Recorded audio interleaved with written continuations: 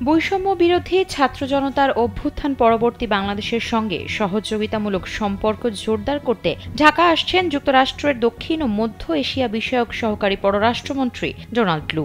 এ সময় ডোনাল্ড লু অন্তর্বর্তী সরকারের প্রধান উপদেষ্টা নোবেলজয়ী অর্থনীতিবিদ ড মোহাম্মদ ইউনূসের সঙ্গে বৈঠক করবেন। কূটনৈতিক সূত্রে এসব তথ্য জানা গেছে। ওই সূত্র জানায়, বাংলাদেশের অন্তর্বর্তী সরকারের সঙ্গে ভবিষ্যৎ কর্মপন্থা নির্ধারণের জন্য আলোচনা করতে চায় যুক্তরাষ্ট্র।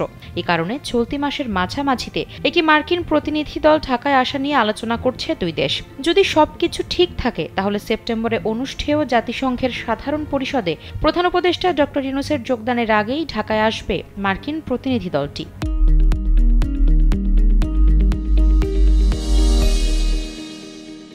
কূটনৈতিক সূত্র আরও জানায়, মার্কিন এই প্রতিনিধি দলে থাকবেন যুক্তরাষ্ট্রের রাজস্ব ও অর্থ দপ্তরের আন্তর্জাতিক অর্থ বিষয়ক সহকারী আন্ডার সেক্রেটারি ব্রেন্ট নেইম্যান এবং জাতীয় নিরাপত্তা পরিষদের সিনিয়র ডিরেক্টর লিন্ডসে ফোর্ড।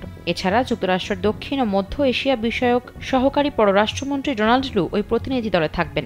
এর আগে বাংলাদেশের দ্বাদশ জাতীয় সংসদ নির্বাচনের পর গত মে মাসে মার্কিন একটি প্রতিনিধি দলের সঙ্গে ঢাকা সফর করেছিলেন ডোনাল্ড লু।